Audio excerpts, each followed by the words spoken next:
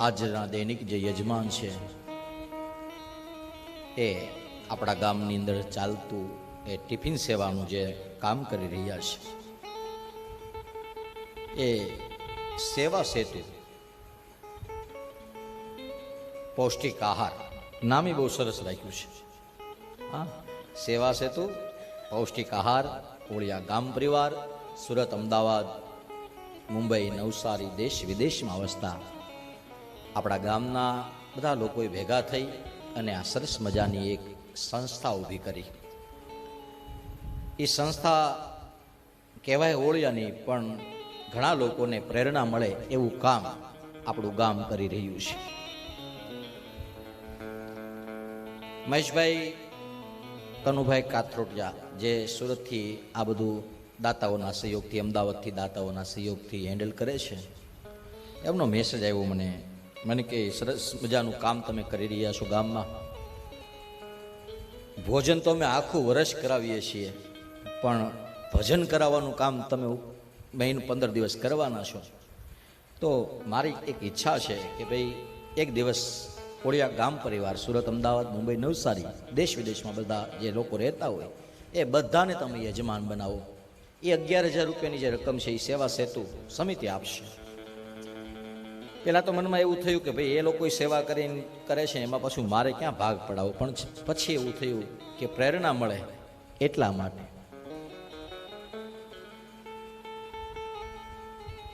આ સંસ્થા જ્યારે ઊભી થઈ ને ત્યારે એવું નક્કી કરવામાં આવ્યું હતું કે ભાઈ મહિનાના ખર્ચ કેટલો થાય છે, તો કીધું 70,000 રૂપિયા ખર્ચ થાય છે, 75,000 રૂપિયા ખર્ચ થાય છે, 80,000 થાય છે, 60,000 થાય છે. તો મિનિમમ 60,000 રૂપિયા ખર્ચો રાખ્યો. એટલે 60,000 ખર્ચો રાખ્યો એટલે કેટલા વરહના થાય? 7,20,000 એટલા થાય ને, 12,72 એટલા જ થાય. ગણિત બહુ સારું. હા, તો 7,20,000 રૂપિયાની આપણા ગામની અંદર ટિફિન સેવા માટે જરૂર પડે. તો જે લોકો દાન કરતા હોય પછી શું હોય કે ગામમાં મંદિર બનાવવું હોય તો આપણે એની પાસે જવું પડે, ગામમાં અવેડો બનાવવો હોય તો એની પાસે આપણે જવું પડે, ગામમાં સ્કૂલમાં કાંઈ કરવું હોય તો એની પાસે જવું પડે, ગમે કાંઈક હોય તો એ લોકો પાસે આપણે આજે દાનવીર હોય બધા પાસે જવું પડે. તો કીધું એવું નથી કરવું, પણ એક કામ કરીએ, દરેક ઘરને જોડીએ, કારણ કે લાખ રૂપિયાનું દાન બધા ન કરી શકે. તો શું કર્યું? તો કીધું એક રકમ નક્કી કરી, ભાઈ ઓછામાં ઓછા 3,000 રૂપિયા એક જણાને દેવાના. અને કેટલી વખત દેવાના? તો કીધું વર્ષમાં એક વખત દેવાના. એટલે મેં મહેશભાઈને મેસેજ કર્યો, મેં કીધું મારું નામ લખશો? એટલે મને કે ગામમાં કોઈક દાંત કાઢે કે ભાઈ સાધુ બ્રાહ્મણની ન મૂક્યા. પછી મેં કીધું ભાઈ હું ગામનો બ્રાહ્મણ પછી શું, પેલા ગામનો નાગરિક છું. હા, તમારા ગામનો નાગરિક છો એટલે મારી ફરજ બને ગામની અંદર કાંઈ થતું હોય તો 5 રૂપિયા, ભલે ને મારી શક્તિ તમારી જેટલી, મારી પાસે જમીન ન હોય, મિલકત ન હોય, રૂપિયાવાળો ન હોય તમારી જેટલો, તમે લાખ આપો તો હું 5 રૂપિયા પણ ટ્રાય તો કરું.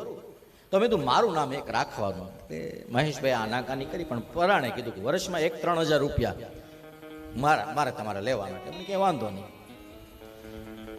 એટલે મહિને 20 જણાનો વારો આવે. કેટલાનો? જેને વર્ષમાં એક વખત 3,000 દેવાના. પછી કોઈક શક્તિવાળા હોય તો એને 15 નામ લખાવ્યા હોય. હા, કોઈક શક્તિવાળા હોય તો 20 નામ લખ્યું, કોઈક 1 નામ, કોઈક 5 નામ. જેમ કે આજીવન દાતા છે, નીતિનભાઈ છે, બીજા કોઈ ઘણા લોકો છે આજીવન જે દાતા દે છે, દાન કરે છે. હવે હજી ઊંડાણમાં જઈએ. આ મહિનાનું તમારે વોટ્સએપમાં બેનું ને તો ન આવતું હોય કાંઈ, પણ ભાઈઓને આવતું એને પૂછજો, જેને આવ્યું હોય. આ મહિનામાં 1,682 ટિફિન ગયા. કેટલા? પાછલો જે મહિનો ગયો ને, એટલે પછી મને યાદ આવ્યું, મેં કીધું લેને હિસાબ કરવા દે ને, બધા આપણો હિસાબ કરતા હોય તો આપણે ગામનો હિસાબ કરીએ એમ. એટલે 1,682 ટિફિન થયા એક મહિનાના. એટલે મારી પાસે ફેબ્રુઆરી સુધીનો ડેટા હતો. તો આજથી ફેબ્રુઆરી બીજા મહિનાથી 8મા મહિના સુધીમાં 9,700 ટિફિન બનાવ્યા. કેટલા? 9,700. એટલે પછી મેં આમાં બીજા 6 મહિનાના ડેટા જે નહોતા એ જોડી દીધા. એટલે એક વર્ષની અંદર આપણા ગામમાં 20,000 ટિફિન બને છે. કેટલા? 20,000. પછી મેં તો હાલો હજી હિસાબ કરીએ. તો મેં કીધું સાવ સાદો હિસાબ કરીએ, ભાઈ હાવ સાદું જમવાનું છે તો એક ટિફિનના 60 રૂપિયા લખીએ. એટલે 20 રૂપિયા 60 રૂપિયા લેખે 20,000 ટિફિનને મેં ગુણ્યા એટલે 12 લાખ રૂપિયા થયા. કેટલા? 12 લાખ. એ 12 લાખ ને 6 વર્ષથી ટિફિન હાલે છે. 5-6 વર્ષ થઈ ગયા છે. એટલે 5 વર્ષ રાખ્યા તો એ 12 ને મેં 5 આરે ગુણી દીધા એટલે 12 × 5 = 60. આ ઓળિયા ગામના દાતાઓએ 5 વર્ષની અંદર 70 લાખના ટિફિન જમાડ્યા છે. તાળીઓ પાડો. 70 લાખ રૂપિયાના ટિફિન જમાડ્યા છે. સેવાનો ભાવ છે, નહીતર આ હિસાબ જે કરીએ ને એમાં 1 લાખ રૂપિયા મહિને ખર્ચો આવે. 1 લાખ રૂપિયા પણ સેવાનો ભાવ છે. એટલે સૌથી મોટી સેવા તો રોટલી બનાવવા વાળાની. હા, મશીન લઈ દીધું છે પણ મશીનને સાફ તો કરવું પડે ને. હા, એ તો કરવું પડે. તો એ જે સેવા ચલાવે છે એટલે સૌથી મોટી તો આપણે તો ભગવાનને પ્રાર્થના કરવાની. કિરીટ બાપુને એ બે માણસને હાજા નરવા રાખે 100 વર્ષ એટલે ટિફિન હાલ્યા કરે. કુંડલા સુરતવાળા અમદાવાદવાળા દાતાનો તો કંઈ આપણે કંઈ કમી જ નથી. ભગવાનની દયાથી બધું ચાલ્યા કરે. પણ આ એક નાનો અમથો વિચાર તમે વિચારજો. હું તો ઘણી વખત કહું કે આ ટિફિન સેવા બીજા બધા તો ઠીક, પણ આપણા ગામમાં એક મૂળું ભગત છે. એ મૂળું ભગત આપણું શરૂ કરીશ. હા, પછી એક માણસના માટે ભગવાન કાંઈ નિમિત્ત કરે ને તો સીધી વસ્તુ છે. વાવે કોક, ફળ કોક ખાય અને એના છાયે કોક બેહે. ઝાડવું એક જ છે પણ એના મૂળિયાય કામ કરે, એના પાન પણ કામ કરે, એના ફળ પણ કામ કરે અને એનો છાંયો પણ કામ કરે. એક 3000 રૂપિયાનું યોગદાન ઓળિયાવાળા ભલે આપતા હોય, એક જણો ભલે વર્ષમાં એક જ વખત 3000, પણ એ 3000 રૂપિયાના કારણે 5 વર્ષથી આપણા ગામમાં ગૌરવ લઈ શકાય એવી ટિફિન સેવા કેન્દ્ર ચાલી રહ્યું છે. અને કેટલું સરસ, ક્યારેક કોકને વતનની યાદ આવી હોય ને 5 દિવસ રોકાવું હોય તો ખાલી જાણ કરી દે.